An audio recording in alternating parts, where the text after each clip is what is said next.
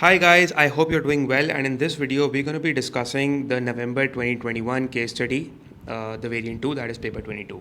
Now guys, before I start solving the case study, there are two important things that I want you to take note of. Firstly, I will not be reading the case study in this video, right? I'm going to be directly jumping into the answers. So if you haven't read the case study on your own, do one thing, pause this video, first read the case study on your own and then come back. Okay, this would save us a lot of time.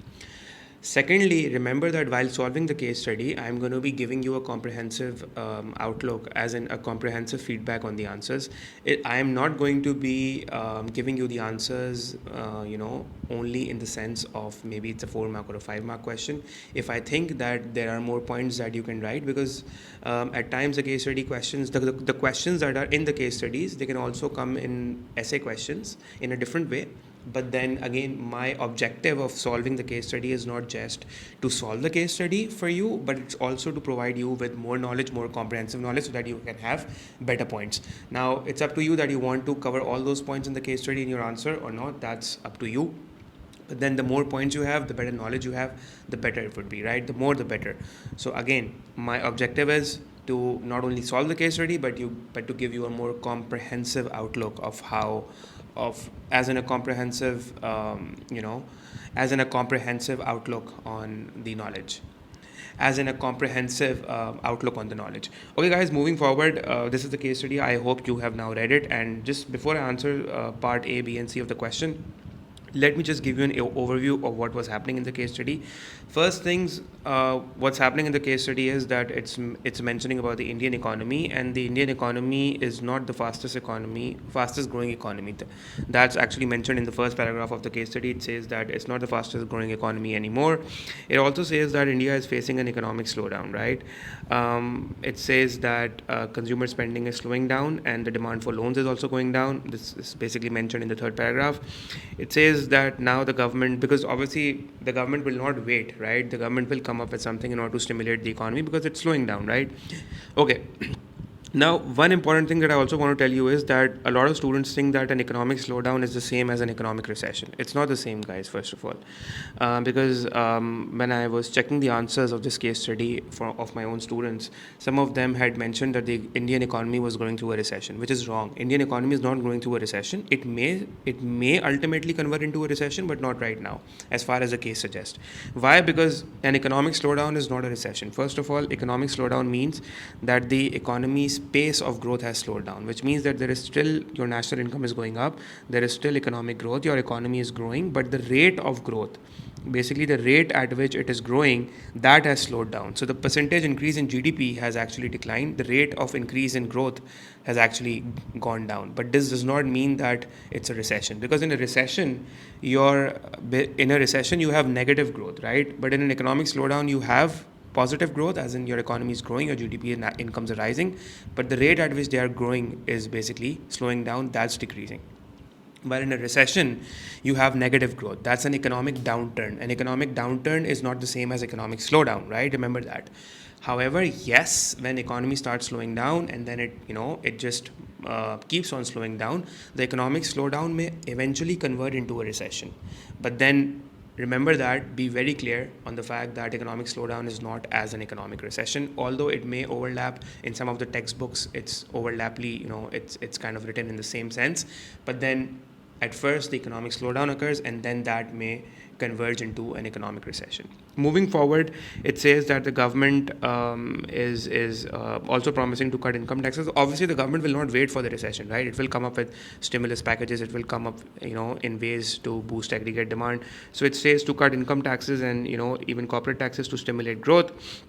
The case study also mentions about a stimulus package somewhere in the last paragraph, about around 1.4 trillion US dollars India. But then again, that's also worrying India because it already has a large budget deficit, so it would need to finance its government spending. It also talks about that India's exports are weak. It also talks about the fact that the government is coming up with policies to improve the business competitiveness, and that would obviously boost exports as well, since it would make them more competitive, right? Okay, guys. Now coming on to the first question, it says that calculate the import expenditure as a percentage of total demand in India in Q1 in 2019. Okay, now if you go back to the case study in the first box, now remember guys, always in the case study they will give you tables, they'll give you a pie chart, maybe a trend showing increasing or decreasing inflation, trend showing the changes in the currency, external value of the currency, that is the exchange rate. So it will look difficult, but it will not be difficult. Trust me, it will not be difficult. It will be very simple. So first of all, don't panic when you see tables and when you see graphs. Okay. So, so guys, here it says components of aggregate demand as a percentage of total demand. So they have basically given that consumption expenditure is 56.8% of total spending. Why total spending? Because total demand, aggregate demand is basically total spending, right? It's a total spending that takes place or total expenditure that takes place in the economy. So they are saying basically that out of the total expenditure that has been done in the economy, the consumption expenditure constitutes 56.8%, investment expenditure 31.8%, 9.9%, and 20% is export expenditure. Now they're saying basically they've given this. Now if you total this up, right, your answer would be somewhere 118.5%. Now it's greater than 100. Obviously the percentages should add up to 100. Now I'll come to that point. So first of all, guys, remember that when you're talking about aggregate demand, I've already made a video on aggregate demand. It's on my videos list as well. You can just write Adil Usman aggregate demand if you want to understand what aggregate demand is. Aggregate demand is basically total spending, comprises of consumption on domestic goods plus investments plus government spending plus exports. You can either write it like this or you can also write it like this, where aggregate demand equals to C plus I plus G plus X minus M. Now guys, first of all, I need to tell you this, that you need to understand that this consumption includes consumption expenditure on all goods. This could be consumption expenditure on domestic goods plus consumption expenditure on imports, right, on imported goods and services. Now, when we are calculating aggregate demand, we are trying to figure out the total spending that has been done in the domestic economy, right? So obviously, we need to deduct your import expenditure from it, and that is why we deduct our import expenditure, but usually we deduct our import expenditure from net exports. In either case, if we deduct M from X or we deduct M from C, in either case, the value in terms of total spending would be the same, but we usually deduct it from X because we need to find out our net exports, right? However, if we deduct our total consumption, which includes the consumption on imports as well as the consumption on domestic goods, if we deduct if we deduct M from C, the answer would be CD, which would include the consumption on domestic goods only. Now, why have I done this? I'll just tell you, because if you add these values up, if you add C plus I plus G plus X, the answer is 118.5%, because the answer should have total to 100%, right? Since it's because we are adding up the percentages, so the answer should have total to 100%, but the answer is totaling to 118.5%.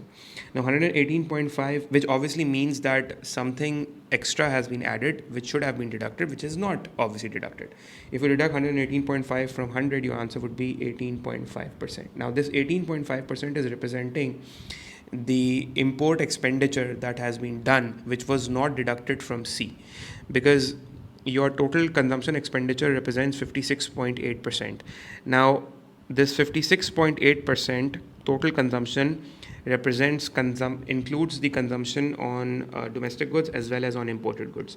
So out of this, your consumption on domestic goods is 56.8 minus 18.8. This is somewhere around how much? 18.5. So 56.8 minus 18.5 would be how much would be 38.3. So 38.3% of the consumption is on domestic goods, while on imports, the expenditure that was done on imports is 18.5, right?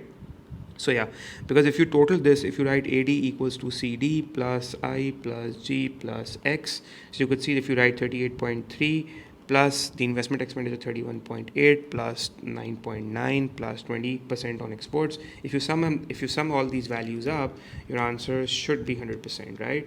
So yeah, so the only purpose was to make this clear to you guys so that you understand this concept.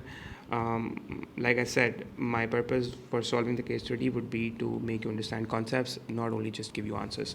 Okay guys, now as far as writing the answer in the case study is concerned, the answer that you will write in the exam is just 18.5%. That's it. So you'll write part A 18.5%. That is it. You don't even need to write the import expenditure as a percentage of total demand is 18.5%. You write 18.5% and then you make a line and you say import expenditure as a percentage of total demand. That's just unnecessary stuff. Just write 18.5%. That's the answer, because you'll be just wasting a line and you're wasting your time and your seconds as well, right? And you don't even need to show the calculations. All I did was over here was to make you understand how things are. And like I said, CD is basically your total expenditure on all products minus the expenditure on your imports, right? So C minus M is equals to CD. Okay, guys, moving forward, let's now move on to part B. The part B of the question says that it says the Indian government promised that so you see, it was really easy, and I'm telling you, believe me, case studies are not difficult. It's just how calm you guys are, how quickly you are able to grasp what is being shown in the diagrams, the graphs, the trends that are taking place, because these will definitely come in your exams, and usually case studies are tested on macro. So it says the Indian government promised that it would cut income taxes. Obviously, it needs to stimulate the economy because of an economic slowdown to ensure greater purchasing power for consumers. And obviously, it is mentioned in the case study that consumer spending is slowing down. In the second paragraph, in the second line, it says that consumer spending is slowing, right? So it wants to stimulate the consumption, right? Because consumption is important. Why is it important? Because consumption for India is really important, because it says that in the second paragraph, it says that India's growth in income has been driven by domestic consumption over the past 15 years, which means that the major component of aggregate demand, or the major component of economic growth, or the major component of GDP or employment is coming from consumption, or the major national income is coming from consumption.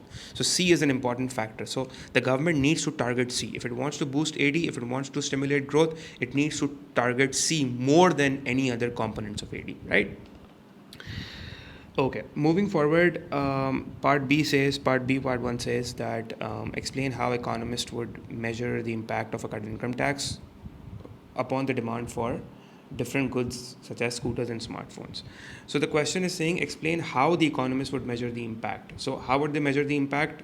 The measure would simply be through YD, by calculating the income elasticity of demand, because that shows us, so what you need to write is that YD shows us the responsiveness of quantity demanded of a good to a change in income. And you can give the formula as well. So for example, if you say that if you want to calculate the YD of a, let's say, scooter, so you will calculate how by taking the percentage change in quantity demanded of scooters divided by the percentage change in incomes, and that would give the YD for the scooters, right? A foreign income tax would basically increase your disposable income. So if your income is going up, we can see what percentage change in quantity demanded is happening on scooters, whether the quantity demanded for scooters is going up or down. That would be dependent upon how much the quantity demanded for scooters is changing. It would depend upon the YD, right? And simply you just say that the impact would be measured through a change in quantity demanded of scooters and smartphones. So you'll measure the impact by measuring that how much quantity demanded of scooters and smartphones is changing. Okay, guys, one more thing that I want to mention over here is that obviously, since incomes are rising, it says in the second paragraph that the national income is increasing. Obviously it means incomes are rising. Generally, it's talking about your growth, that is your national income. Although yes, there has been a slowdown, but like I said, the rate of growth is slowing down. The rate of increase in national income is slowing down. National income is rising, but at a decreasing rate, right? But that doesn't mean that national income is falling. It's not falling. It's rising, but at a decreasing rate. But even though it's rising, but then even it says that the sales for scooter is falling. So the sales for scooter is falling. It means that if your incomes are basically going up, right? If they are going up, the quantity demanded for a scooter must be falling, and that's resulting into a fall in sales of scooter. So obviously, if the numerator is negative and the denominator is positive, the answer would be negative. And a negative YD indicates that the scooter is an inferior good, right? It's already mentioned in the second paragraph that the sales for scooter is going down. Yeah, so you could just sum it up in 2 lines. So you don't need to write a lot in it, but like I said, I'm going to be giving you a comprehensive outlook on the case study and the past paper questions that we will be solving. But yeah, so I hope you understood part 1 of the question. Now let's move to part 2. It says, with reference to the data, explain whether the impact of income tax cut is likely to be the same on demand for scooters and the demand for smartphones.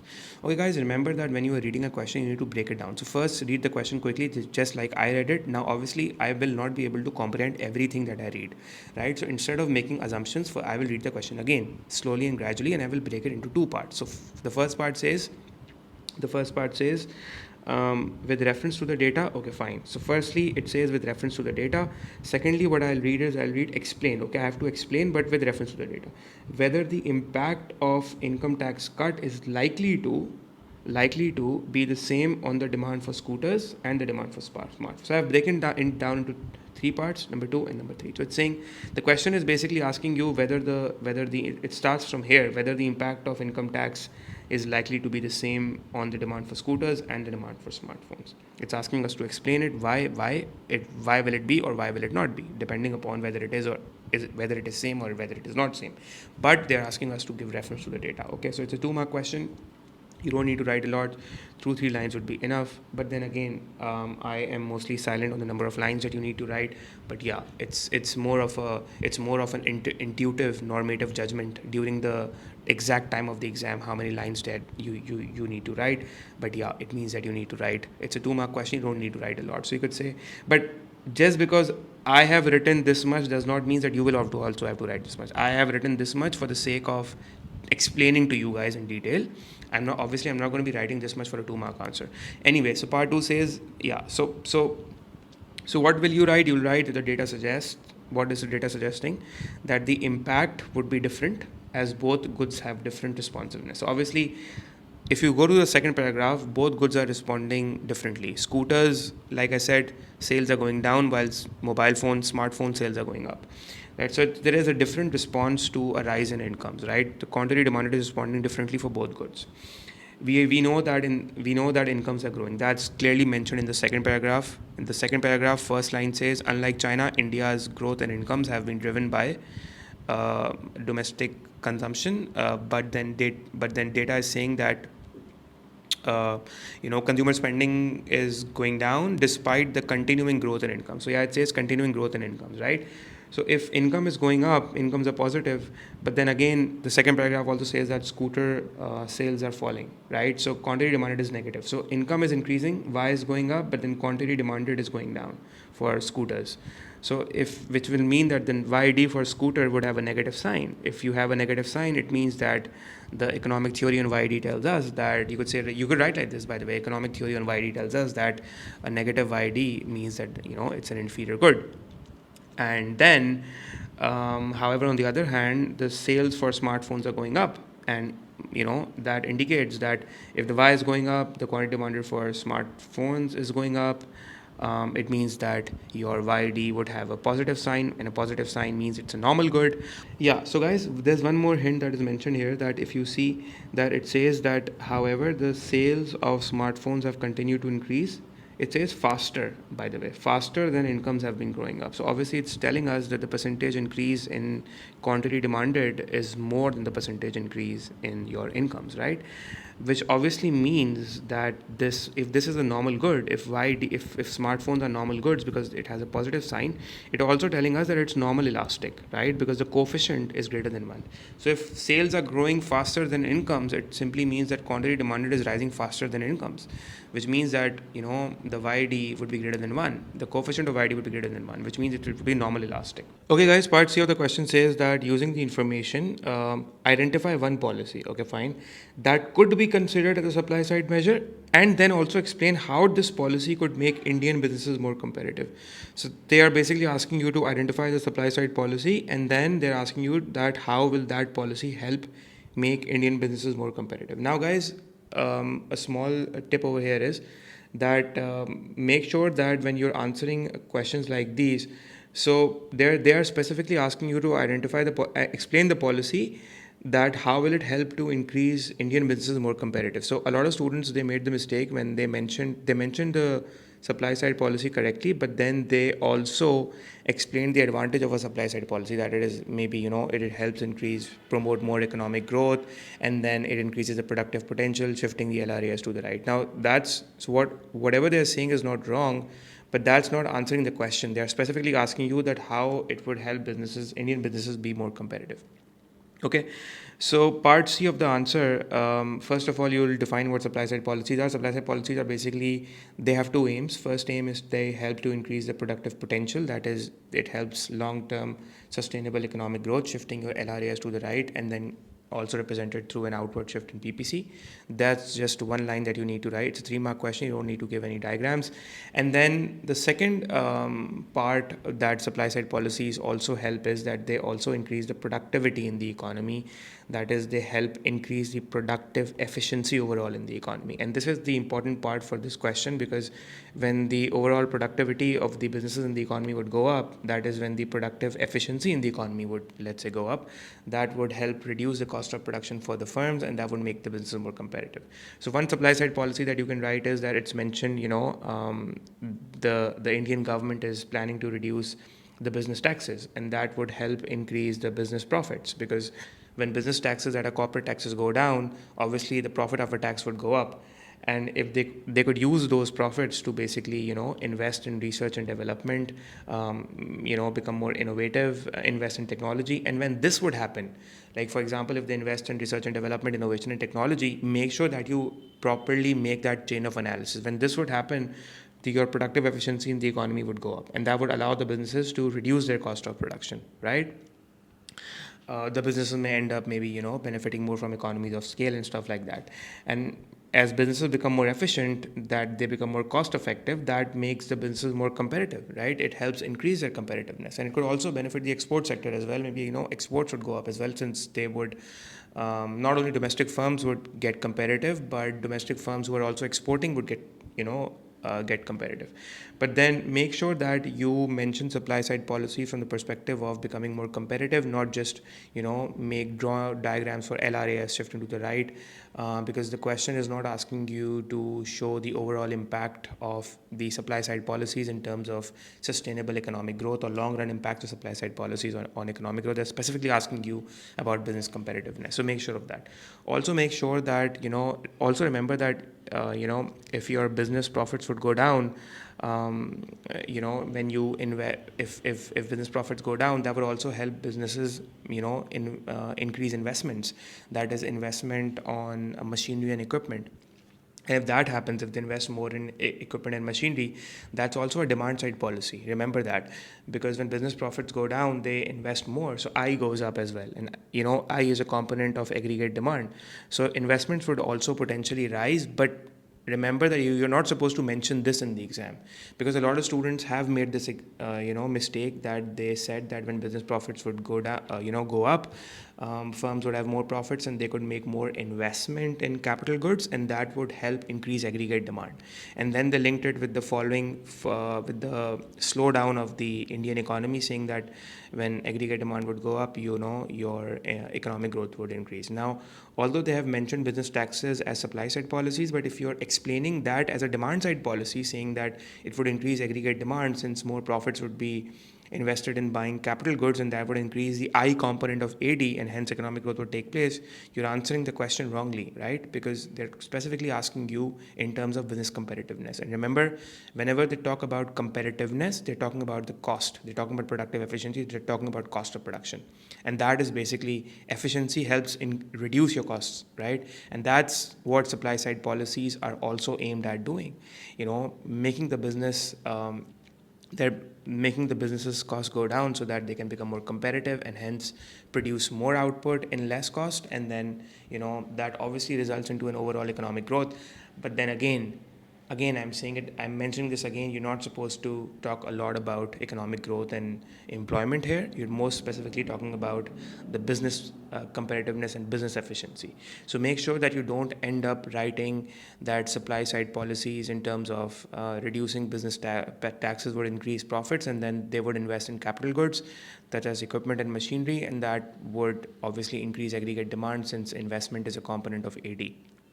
Right? Do not mention this in the exam. If you do it, it will be wrong. It will be treated as a wrong answer.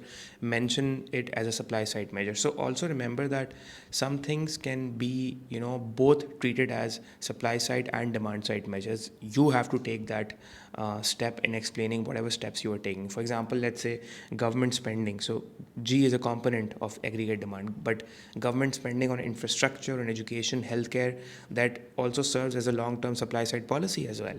And that shifts your LRAS to the right as well. So the immediate effect of government spending would be that it's going to stimulate AD, resulting into a demand shock. It's going to stimulate your economy in terms of demand side measure. It's also a demand side measure. That's a fiscal policy.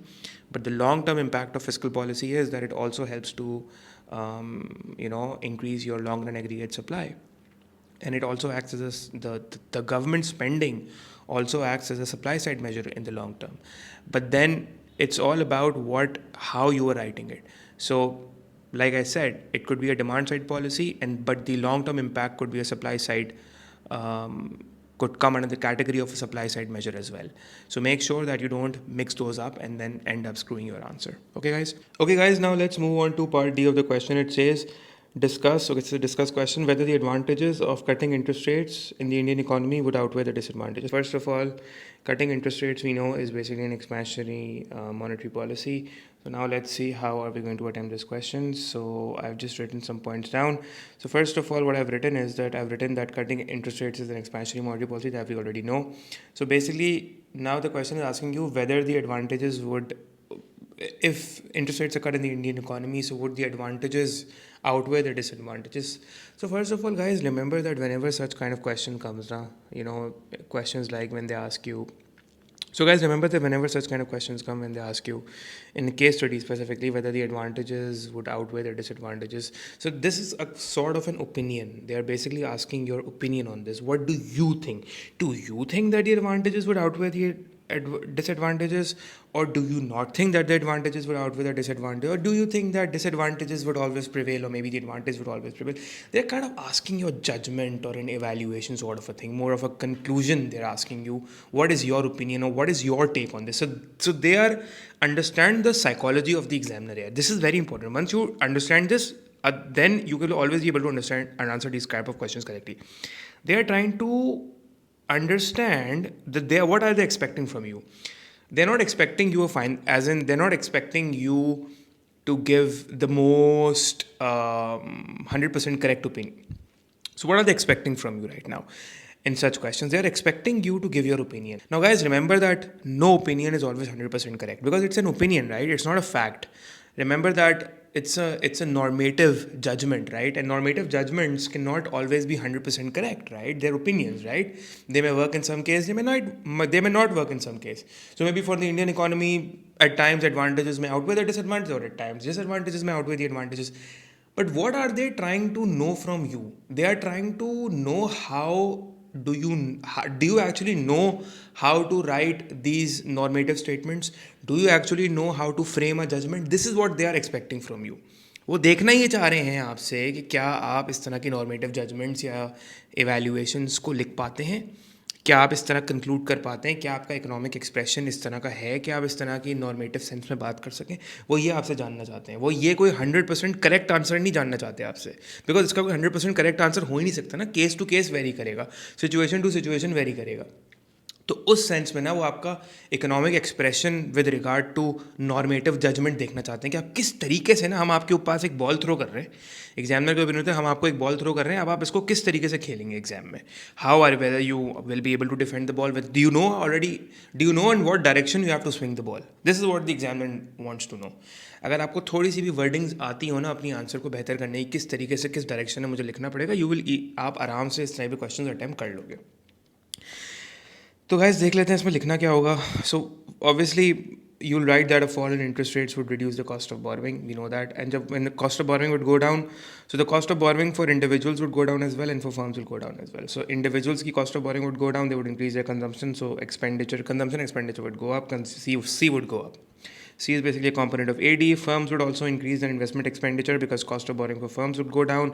So I would go up, investment expenditure would go up. When C goes up, I goes up. Obviously, they both are components of aggregate demand, and aggregate demand would go up as well. Now, when aggregate demand goes up, what will you write? Because you need to write the advantages. So when aggregate demand goes up, number one, it would result into economic growth, that is actual growth, because firms would respond by increasing output, right? By exhausting their spare capacity, economy would obviously get closer to full employment, right? And that's the need of the hour right now for the Indian economy, because Indian economy is going through a slowdown. So obviously when AD would rise, basically, your output would expand, firms would utilize their idle spare capacity and then would respond by producing more output and hiring more labor. So obviously real GDP and national income would go up. And why is this necessary? Why is reducing interest rates good for the Indian economy right now? Because the Indian economy is experiencing a slowdown. like I said in the start of the video, slowdown is different from recession. It precedes a recession basically, and slowdowns may ultimately convert into a recession if things are not done at the right time. So yes, the State Bank of India, the Central Bank of India, must intervene and reduce the interest rates in order to stimulate the economy, and that's what they are trying to do, right? So another advantage is that unemployment would go down, which is demand deficit cyclical unemployment would go down because demand for labor is derived demand, since more people will be hired in order to produce more output. Obviously, as national income rises, as employment levels would go up, firms would make more profits as well. Tax revenues would go up as well. The more tax revenues you have, the more will be spent back on the economy, in the form of infrastructure, education, healthcare, more welfare payments, etc., which will help overall, improve the standard of living in the economy, would result in more welfare benefits in the economy, would also result into long-term potential growth, because these investments in the form of infrastructure development, education, healthcare also results into potential growth that is may shift the LRAS to the right in the long term. But since it's a 6 mark question, maybe you're not supposed to go into that much detail. But right now, look, I told you at the start of the video as well कि जब मैं आपको एक case study का solution करा रहा हूँ, मेरा पर्सपेक्टिव सिर्फ आपको इस केस स्टडी में 6 मार्क्स में क्या लिखना है, 7 मार्क्स में क्या लिखना है, ये बताना नहीं है.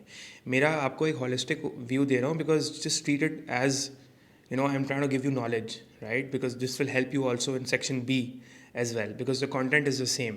ठीक है? So living standards भी ऊपर जाएंगे आपके, poverty levels would fall, and so that's what you have to write. Also remember, यार देखो एक चीज़ मैं आपको बताऊँ, हमेशा ना बहुत सारे स्टूडेंट्स ना effect on exchange rate नहीं बता रहे होते. वो employment, economic growth, price level पे तो बता देते हैं, मतलब कि exchange rate का effect नहीं बताते. So when interest rates will go down, it would result into hot money outflows. What are hot money outflows? These are basically your short-term flows that are based on the level of interest rates in the economy. So if interest rates are higher, then foreign investors would invest. Foreign investors would deposit their money in your banks in the form of financial capital. There would be a flight of financial capital, inflows of financial capital, hot liquidity, hot cash. And if the interest rates go down, they would basically withdraw their financial capital, move it out of the country to maybe some other country where interest rates are higher. So hot money outflows होंगे, and because of hot money outflows, your supply of currency would go up. Because जब वो अपना पैसा withdraw करेंगे वहाँ से, क्योंकि अब उनको कम इंटरेस्ट रेट मिल रहा है डेफिनेटली, तो रिटर्न उनका कम हो गया, राइट? पैसा विड्रॉ करेंगे तो वो जिस कंट्री भी लेके जाएंगे तो वो उस कंट्री की करेंसी में अपने पैसे को डिपॉजिट कराएंगे. So obviously they need to buy that currency, and for that they need to they have basically deposited the money in our country's currency. For example Indian rupee में पैसे deposit हुए होंगे ना इंडियन बैंक्स में. तो जब Indian bank से पैसे निकल के किसी लेट्स सपोज यूके के बैंक में जाएंगे, तो इंडियन रुपी सेल होगा and then may be UK pounds buy होगा, राइट? तो जब इंडियन रुपी सेल होगा तो it will basically increase the supply of Indian rupee which will weaken the exchange rate, right? So Indian rupee will depreciate or weaken, and that would make your exports cheaper. We know that whenever the currency depreciates, the exports, the price of exports basically, go down, and then your imports become expensive, and your imports become artificially expensive, while exports become cheaper, and that basically increases export revenues and reduces import expenditures, and that may improve the current account position. So basically balance of trade would go up, right? And again, like I said, net exports is also, by the way, a component of aggregate demand, right? So it would obviously help further boosting and stimulating the Indian economy. Also, guys, remember that there's one more thing I need to tell you. It's very important for India, if it wants to boost its AD, to actually focus on consumption expenditure and investment expenditure. Also for the reason that, also for the reason that consumption expenditure constitutes the biggest or the largest component of AD, right? Because people in India, the spending, aggregate demand क्या होती है? Aggregate demand आपकी होती है total spending है, it is spending. इसके ऊपर मैं वीडियो बना भी चुका हूँ, it's on my YouTube. Aggregate demand को total demand तो बोलते हैं, but स्टूडेंट समझते हैं aggregate demand equals to total demand and the formula is C+I. इसको formula मत बोलें, it's basically total spending. ये spending है that is in the form of consumption expenditure, investment expenditure, government spending. So ये primarily spending ही derive India में 56.8% जो है वो consumption expenditure से हो रही है.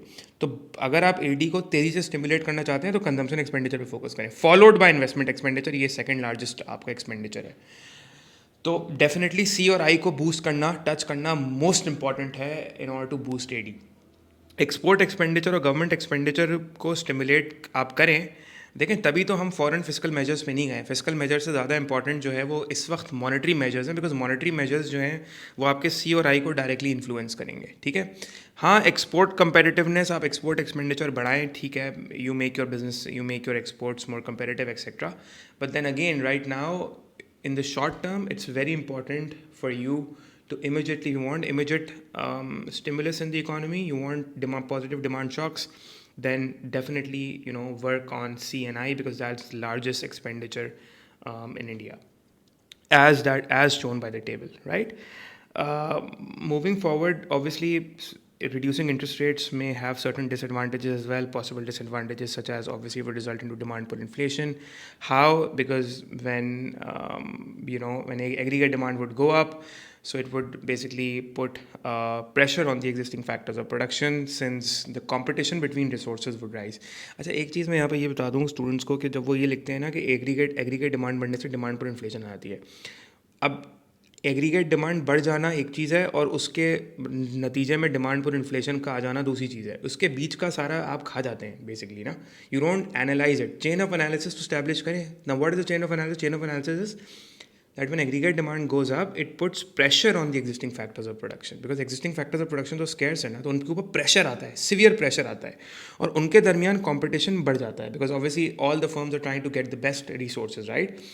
That actually creates a shortage for them, and that drives up their prices. So factor prices go up. This actually feeds through the economy in the form of demand pull inflation. ये actual reason है demand pull inflation के आने का. ठीक है, ये बताया करें, चेन ऑफ एनालिसिस स्टैब्लिश किया करें. देखिए, आप इस बात को समझें, कोई तो रीज़न होगा ना कि एएस इकोनॉमिक्स का थ्रेशोल्ड इतना कम होता है. कोई तो रीज़न होगा ना. इसका मतलब स्टूडेंट सही से आंसर नहीं करते हैं ना, उनको नहीं पता कैसे आंसर करना है. एनालिसिस बहुत इंपॉर्टेंट है गाइस. एनालिसिस के बगैर आप नहीं कर सकते. चेन ऑफ एनालिसिस बहुत इंपॉर्टेंट है. Please make sure of that. Also एक और डिसएडवांटेज ये भी है कि जब इंटरेस्ट रेट्स गिरेंगे तो obviously there is low return for savers बेचारे, उनका क्या होगा. So especially savers who are elderly, who save money, let's say in pension funds, and this could definitely severely impact their living standards, especially after retirement, right?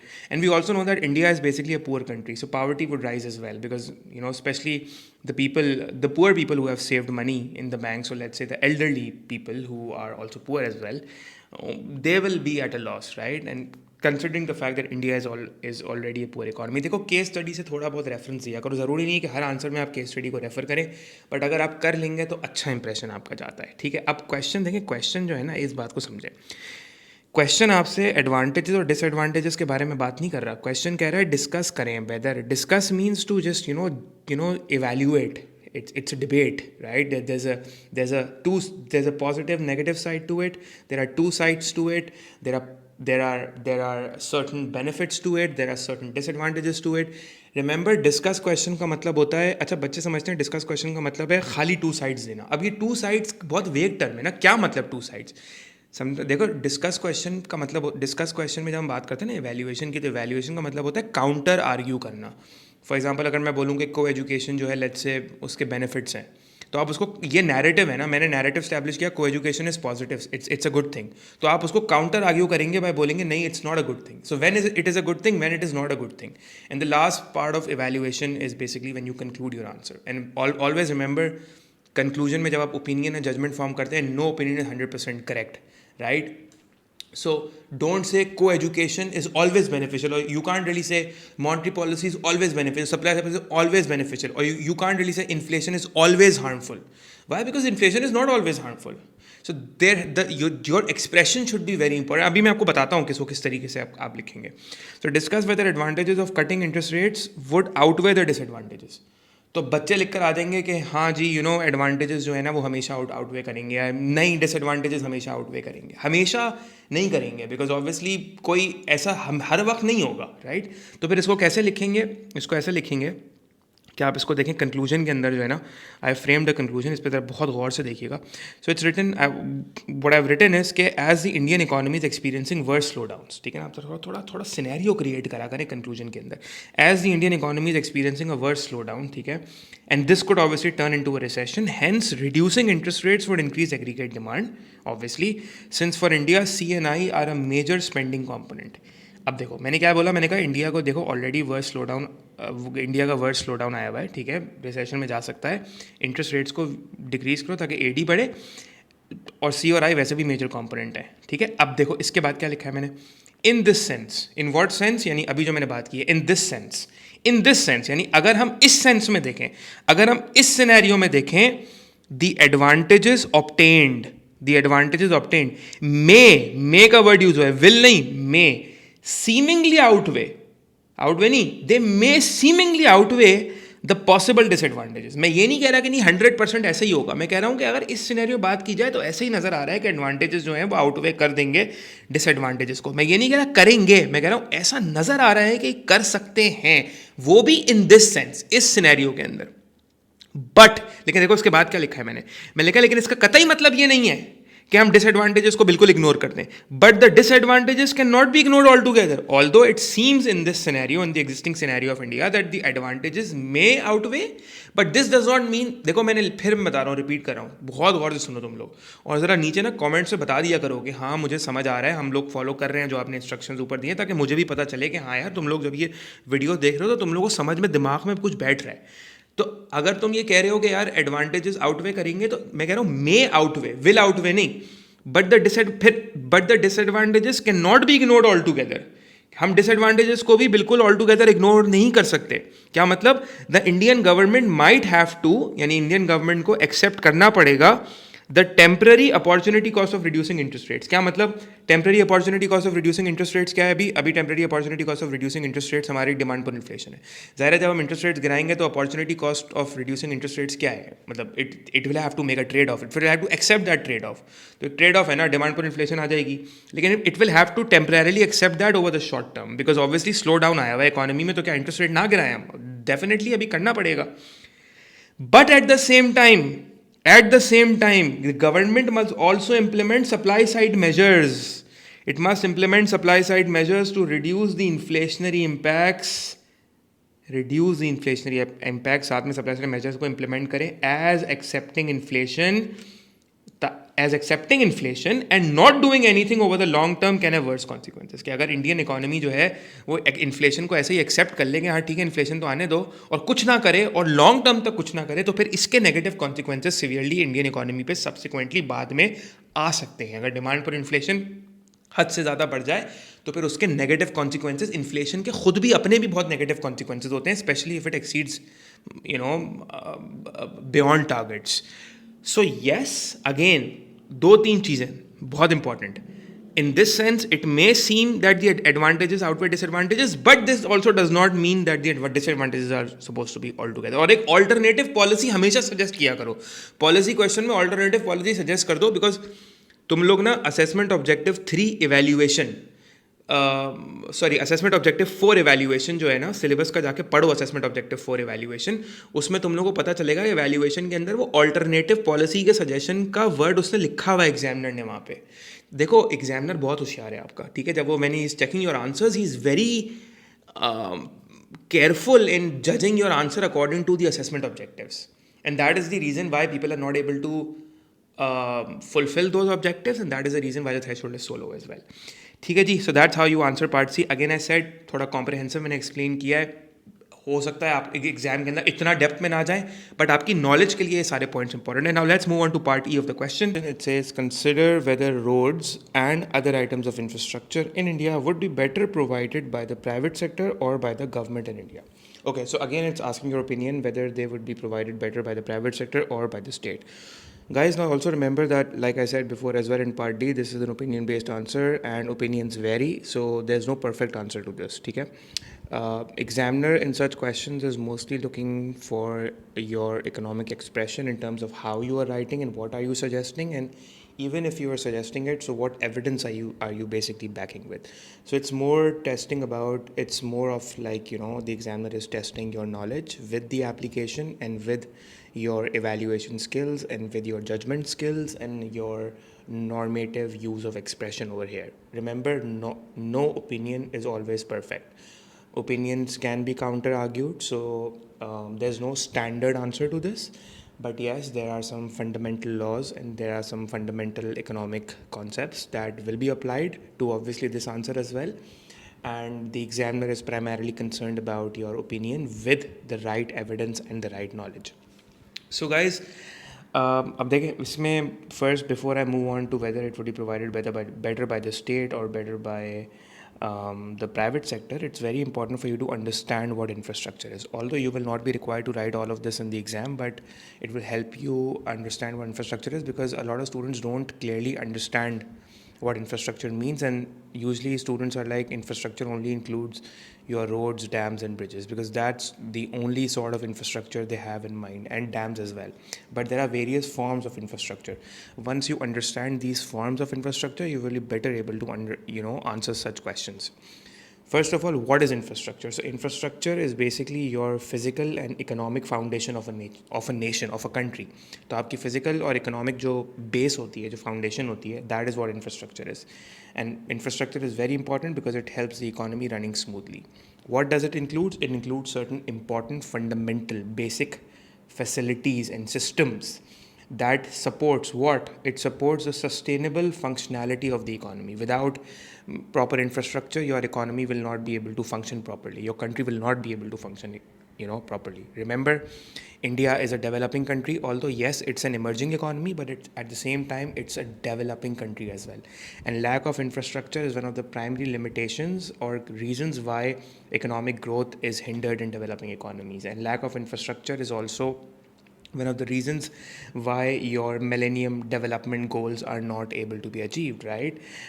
Moving on, what does infrastructure include? So this is very important, guys. I mean, although you're not required in this question, but for your knowledge, it's very important because it will help you understand and answer better questions related to infrastructure next time whenever they come in your upcoming exam. So what is included in infrastructure? Number one, it includes your aviation infrastructure, that includes your airports, your air traffic control system, your heliports. Then you have your telecommunication infrastructure, that includes your internet, your satellites, your mobile network towers, your telephone wires and cables, your radio broadcasting systems. That is also part of infrastructure. Then you have your bridges, which is obviously involves a large scale maintenance cost. Then you have power and energy infrastructure, that includes your electric power grid network, your nuclear plants that are responsible for generating electricity, your gas pipelines, your renewable energy, like let's say hydroelectric power, biofuel, solar power. These are all included in the power and energy infrastructure. Then you have your railway infrastructure, that includes the railway lines, your trains, your tunnels, your train stations. Then you have your roadways infrastructure, that includes bus transits, roads, bridges, tunnels. Then you also have your water infrastructure, which the purpose is to ensure that there's constant supply of clean and filtered water. That includes your main water lines, your wells, your dams, your roadside gutters, your sewerage system, your drainage system, your pumping stations. Then you also have a waste management infrastructure, which ensures that your environment is free of waste on roads and cities. That includes your transportation of waste from commercial and residential areas to places such as landfills and all, right? And then it also includes your recycling facilities to sort of prevent the spread of diseases. And then you also have social infrastructure, that includes public parks, your public beaches, historical sites, picnic areas. It also includes your schools and hospitals as well, right? That's also part of your social infrastructure. Now coming to the question, it's obviously इतनी सारे मैंने आपको infrastructure की examples दे दी. अब खुद सोचें, इन सारी infrastructure की एग्जांपल्स को अपने जहन में रखें, ठीक है? और खुद सोचें आपसे क्वेश्चन क्या पूछ रहा है. क्वेश्चन आपसे पूछ रहा है कि ये सारा जो इंफ्रास्ट्रक्चर की एग्जांपल्स मैंने आपको दिए हैं, क्या ये प्राइवेट सेक्टर के हाथों में दे दें या गवर्नमेंट इसको डेवलप करे या गवर्नमेंट इसकी कॉस्ट बेयर करे. खुद सोचें. अब आपको खुद आंसर फ्रेम होना शुरू हो जाएगा एग्जांपल्स के, क्योंकि एग्जांपल आप समझ चुके हैं. ज़ाहिर है इतनी सारी एग्जांपल्स में से हर इंफ्रास्ट्रक्चर के टाइप को हम प्राइवेट सेक्टर के हाथों में कम्प्लीटली नहीं दे सकते, और ये भी एक रैशनल डिसीजन नहीं होगा या एक एफिशिएंट डिसीजन नहीं होगा कि ये सारे टाइप्स ऑफ इंफ्रास्ट्रक्चर गवर्नमेंट या स्टेट खुद रिस्पॉन्सिबिलिटी और अकाउंटेबिलिटी ले प्रोवाइड करने के लिए. अगर प्राइवेट सेक्टर क्योंकि ज़्यादा एफिशिएंट होता है विद प्रॉफिट मोटिव, तो उसकी अकाउंटेबिलिटी और रिस्पॉन्सिबिलिटी प्राइवेट सेक्टर के हाथ में दी जा सकती है. पहले तो आप ये बात समझें कि दुनिया के अंदर प्राइमरीली जो गवर्नमेंट होती है, स्टेट होती है, वो अकाउंटेबल भी होती है, रिस्पॉन्सिबल भी होती है इंफ्रास्ट्रक्चर को प्रोवाइड करने के लिए, ठीक है? अच्छा, अब क्या इंडिया के अंदर सारी की सारा जो इंफ्रास्ट्रक्चर है, क्या हम वो स्टेट के हाथों में दे दें या प्राइवेट सेक्टर के हाथों में दे दें? अच्छा, इस क्वेश्चन में ना बहुत सारे स्टूडेंट्स ने गलती ये की थी कि वो प्राइवेट और पब्लिक सेक्टर की एडवांटेजेस डिसएडवांटेजेस लिख कर आ गए थे. उन्होंने कहा जी डिसएडवांटेजेस लिख कर आ गए बहुत सारी प्राइवेट सेक्टर की. उन्होंने कहा क्योंकि इतनी सारी डिसएडवांटेजेस प्राइवेट सेक्टर में एग्जिस्ट करती हैं, इसलिए पब्लिक सेक्टर के हाथों में आप देते हैं. बट देखें, आपको कुछ एक्सटेंट तक प्राइवेट पब्लिक सेक्टर की डिसएडवांटेजेस और एडवांटेज के बारे में जिक्र करना होगा, बट उसको रिलेट करना होगा इंफ्रास्ट्रक्चर के साथ। गाइस, ये बात याद रखिएगा, always remember that there are certain types of infrastructure that holds strategic and economic importance. So infrastructure that holds strategic and economic importance, it's not rational and feasible कि उसको आप entirely private sector के हाथ में दे दें, because private sector has a profit motive and it will run in order to make profits and in order to generate your returns to the investors in the private sector, right? For that obviously the element that the private sector may exploit वो हमेशा exist करेगा, क्योंकि कुछ infrastructure की strategic और economic importance होती है as well as political importance होती है, इसलिए वो कम्प्लीटली प्राइवेट सेक्टर के हाथ में नहीं दिया जा सकता, या फिर या तो ना दिया जाए या कम्प्लीटली भी ना दिया जाए, ठीक है। फॉर एग्जांपल इसके अंदर कुछ type of infrastructure such as energy, ठीक है, ऑब्वियसली चाहे पूरा नेशन ये कंज्यूम करता है, ठीक है, वाटर मैनेजमेंट, रोड इंफ्रास्ट्रक्चर आ गया, इसमें कम्युनिकेशन आ गया, एविएशन इंफ्रास्ट्रक्चर आ गया, ठीक है, ये सारे के सारा वो इंफ्रास्ट्रक्चर के एग्जांपल्स हैं that hold strategic and important and economic importance as well as political importance as well. We know that infrastructure requires extensive planning and huge investment is required.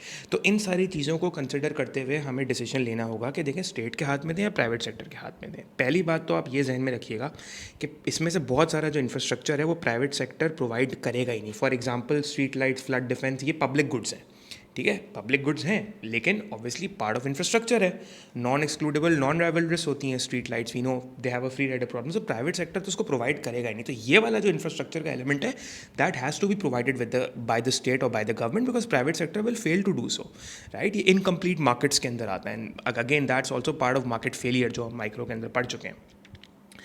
तो infrastructure that is strategic importance, infrastructure that is highly essential, की जो आपका infrastructure है उसको government या state manage करे, बेहतर तरीके से उसको मैनेज करे और एफिशिएंटली मैनेज करे, that's more important because of the element of exploitation by private sector that always exist within the private sector, ठीक है. इसी तरीके से पब्लिक गुड्स स्टेट प्रोवाइड करेगा because obviously private sector provide करेगा ही नहीं. लेकिन कुछ ऑब्वियसली इसमें पब्लिक गुड्स के अंदर also we have quasi public goods, जैसे रोड्स हैं, ठीक है.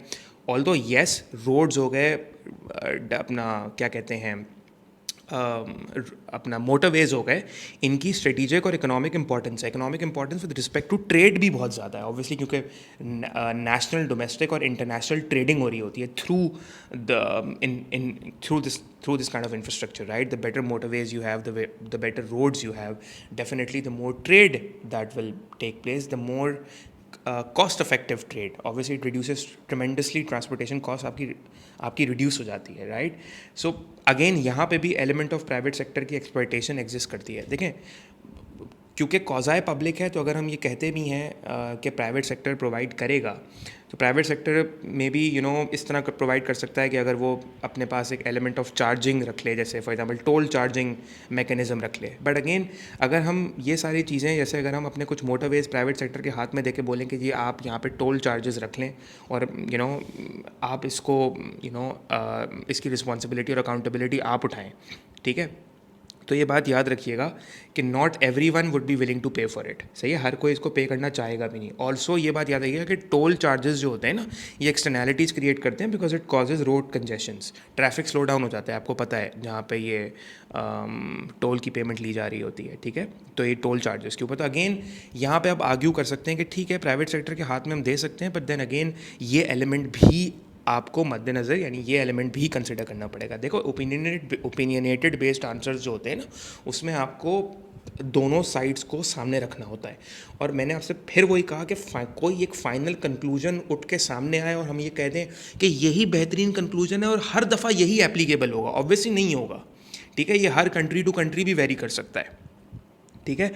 तो ये चीज़ आपको इसके अंदर लिखनी पड़ेगी. जैसे अभी मैंने आपको जो एग्जांपल दिए, इवन अगर कॉज़ाए पब्लिक गुड्स की हम बात करें, तो जैसे अगर प्राइवेट सेक्टर टोल चार्जेस भी लेता है, तो वो भी फिर उतने फीजिबल नहीं होंगे, हर कोई पे भी नहीं करना चाहेगा. जैसे आप मैंने कहा ट्रैफिक कंजेशन वाली जो मैंने बात करी, ठीक है.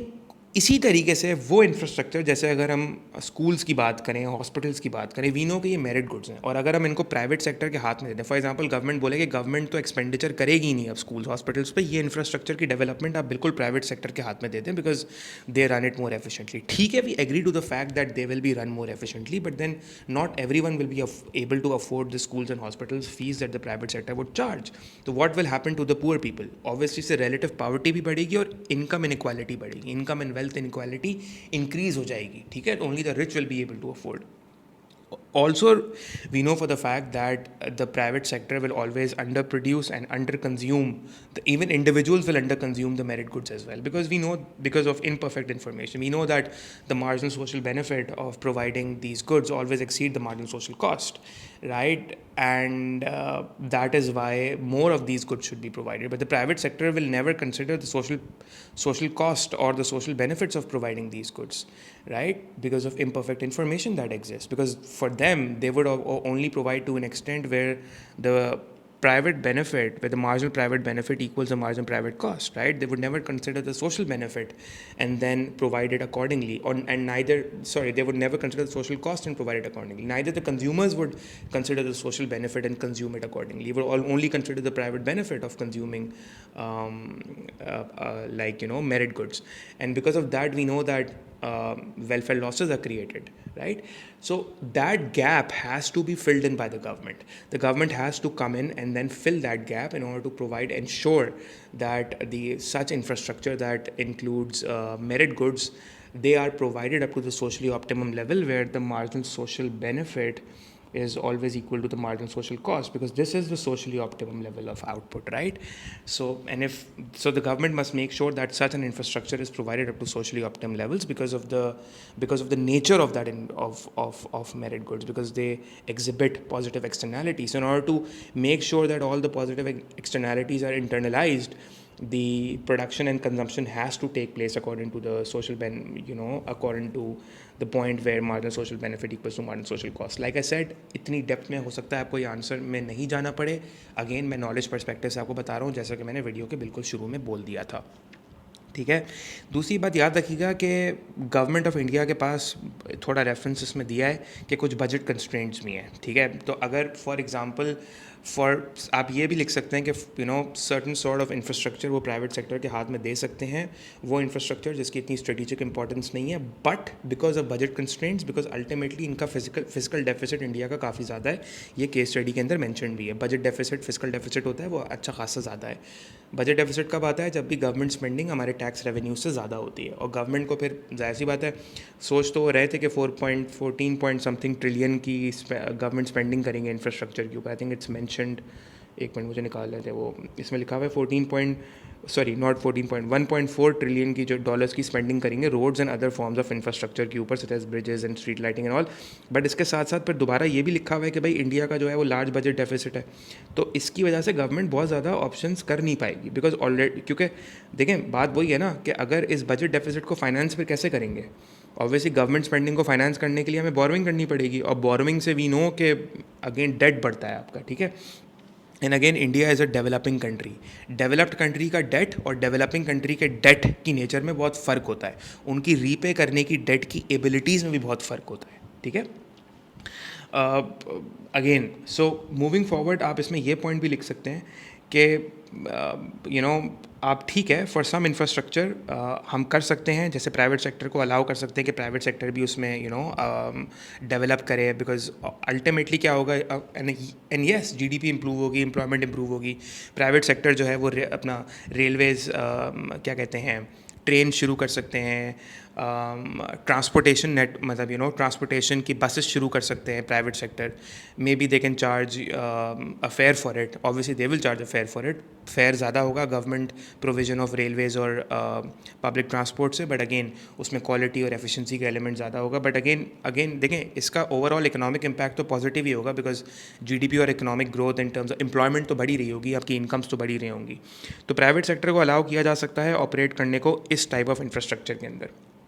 ठीक है, कुछ लाइक आई सेड कुछ तरह का इंफ्रास्ट्रक्चर में प्राइवेट सेक्टर की इन्वॉल्वमेंट इकोनॉमिकली और सोशली यूज़फुल होती है, बिकॉज अगेन प्राइवेट सेक्टर के पास ज़्यादा स्किल्स और टेक्नोलॉजी होती हैं. You can argue that, we are not debating the fact, we are not saying that the government does not have that, but the private sector may or does have that in the sense that it has a profit motive, so it will at least strive for it. And efficiency is more. So again, what else can be done? Maybe something like a public-private partnership could be used, for the Indian economy.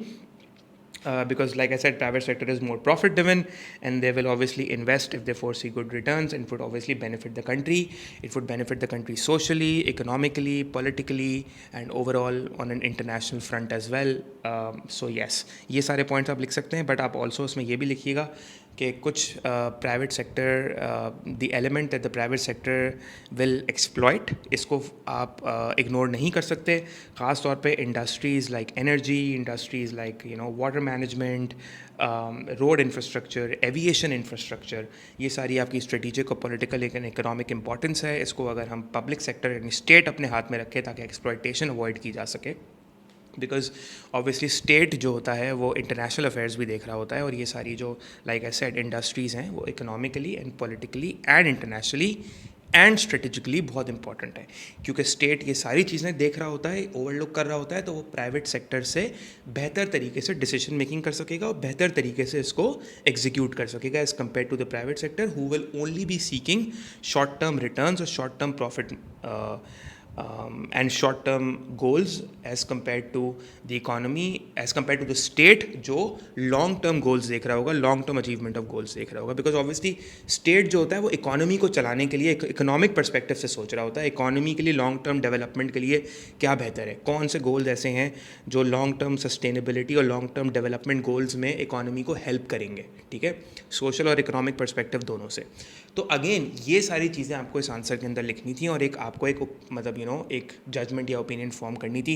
कोई इसका एक fixed answer नहीं है, ठीक है, इसमें ये सारे it's more of an argument between two sides, but yes the examiner is more over concerned कि आप इसके अंदर किस तरह की लॉजिक प्रेजेंट करते हैं, किस तरह के आर्ग्यूमेंट्स प्रेजेंट करते हैं, और आपकी इकोनॉमिक थ्योरी से रिलेटेड जो भी आपकी नॉलेज है उसकी एप्लीकेशन इस आंसर में कितनी है. With are you backing it up with reasonable arguments and logical judgments? That's what the examiner is concerned. अच्छा गाइस, इसमें एक चीज़ और, ये बात भी जहन में रखिएगा कि जो पब्लिक सेक्टर होता है, स्टेट जो होता है आपका, ठीक है, ऑब्वियसली इंफ्रास्ट्रक्चर के अंदर huge amounts of money is the scale of investment जो होती है वो बहुत ज़्यादा होती है. मैंने शुरू में भी बात की थी कि लार्ज स्केल इन्वेस्टमेंट होती है. पब्लिक सेक्टर के लिए इतना पैसा रेज करना कंपेरेटिवली ईजी हो सकता है, because obviously the state can obviously borrow from international fronts such as the IMF and the world bank. They can lend huge sums of money, billions and millions of dollars, and it can use those to fund your huge large scale infrastructure projects,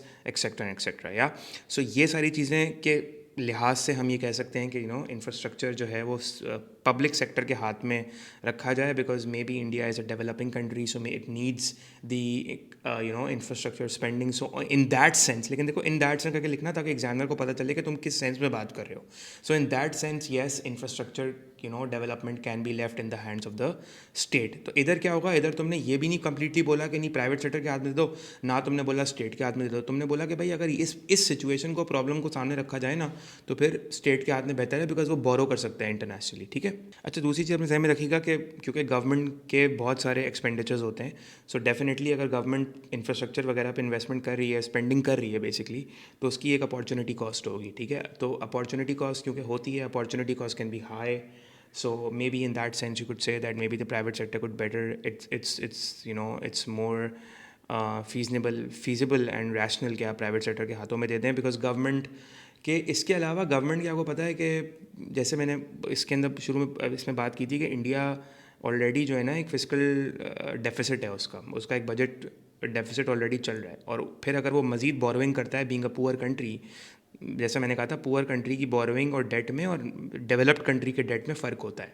developed countries are more rich countries, they can generate significant revenues from exports and all to maybe repay back their debts, but as compared to poor countries, तो ये एक argument आप place कर सकते हैं, you know, poor countries lack the money, they lack the finances to even repay back the debts, और फिर वो डेट साइकिल में आप फंस जाते हैं बिकॉज आप मजीद बोरो करते हैं to pay back your older dates.